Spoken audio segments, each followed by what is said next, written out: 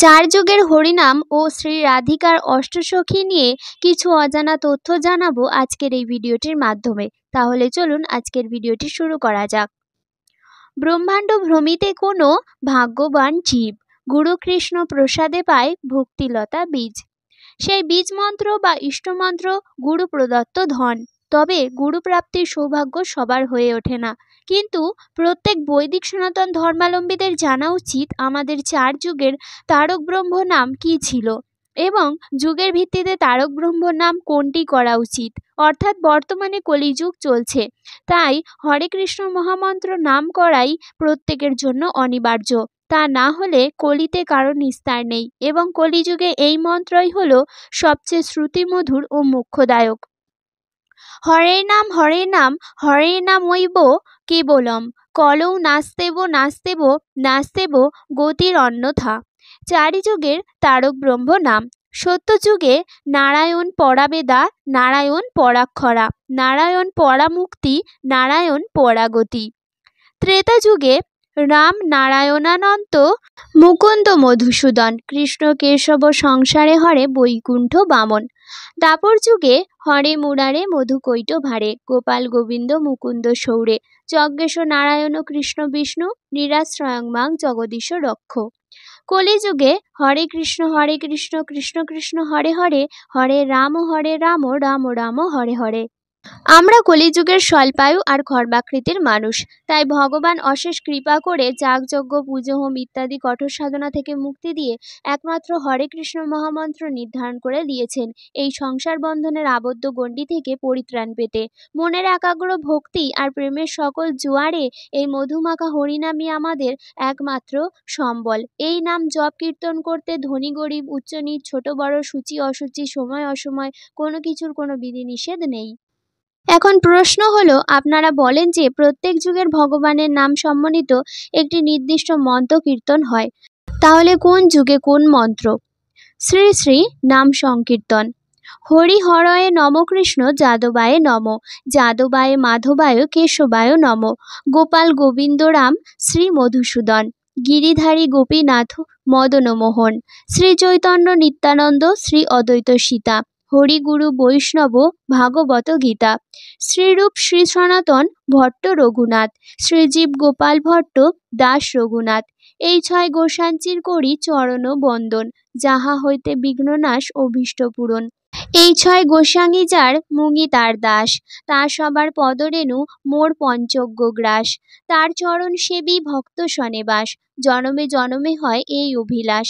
এই ছয় গোসাঙ্গী যবে ব্রজে কৈলাবাস, রাধা কৃষ্ণ নিত্যলীলা করিলা প্রকাশ, আনন্দে বল হরি ভজ বৃন্দাবন, শ্রী গুরু বৈষ্ণব পদে মজাইয়া মন, শ্রী গুরু বৈষ্ণব পাদ পদ্ম করিয়াস, নাম সংকীর্তন কহে নরোত্তম দাস। জয় শ্রীকৃষ্ণ চৈতন্য প্রভু নিত্যানন্দ, শ্রী অদ্বৈত গদাধর শ্রীবাসাদি গৌর ভক্তবৃন্দ।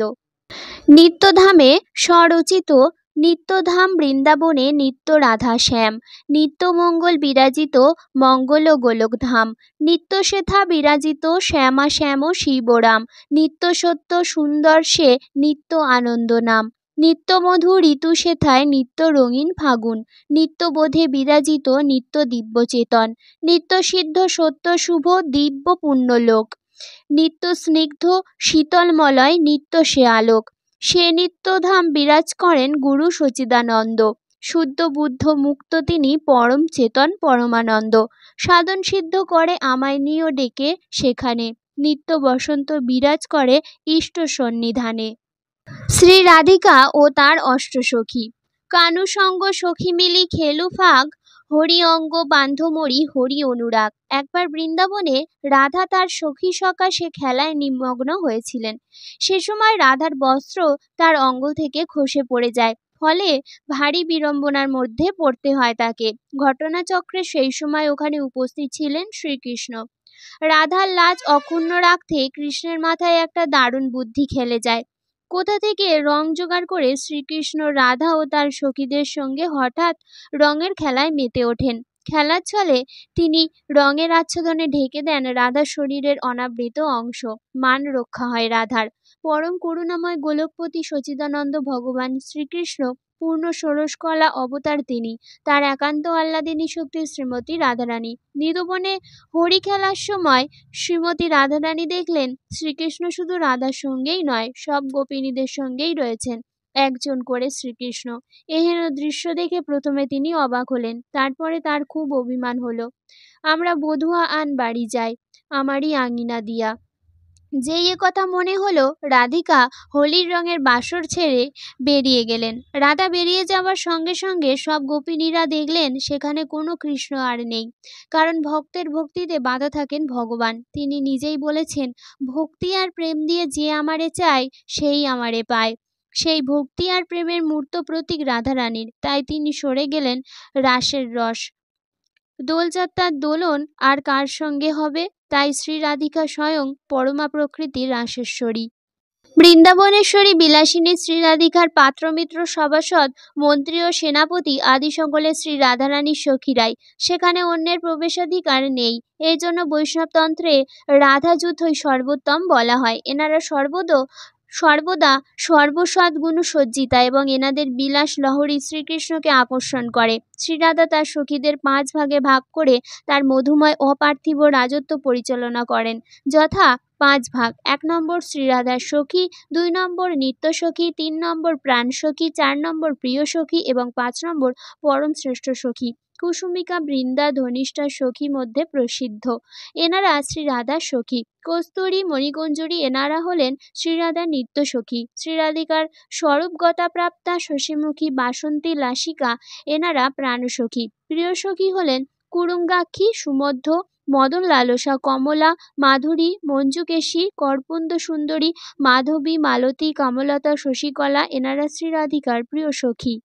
ললিতা, বিশাখা, চিত্রা, চম্পকলতা, তুঙ্গবিদ্যা, ইন্দুরেখা, রঙ্গদেবী ও সুদেবী এই 8 সখী হলেন অষ্টসখী। এনারা শ্রী রাধারানীর পরম শ্রেষ্ঠ সখী। এদের মধ্যে ললিতা দুর্গাসত্তা।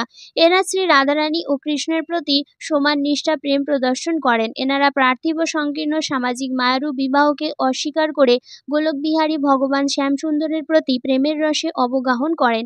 এনারা কদাপি শ্রীকৃষ্ণকে চতুর্ভুজ বিষ্ণু রূপে দেখেন না, বরং দ্বিভুজ বংশীধারী মাধবের দিব্যলীলা অবলোকন করেন।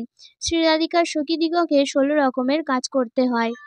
1 নম্বর রাধাকৃষ্ণের পরস্পরের কাছে পরস্পরের গুণ কীর্তন করা। 2 নম্বর পরস্পরের মধ্যে অচ্ছেদ্য আসক্তি স্থাপন ও বৃদ্ধি করান।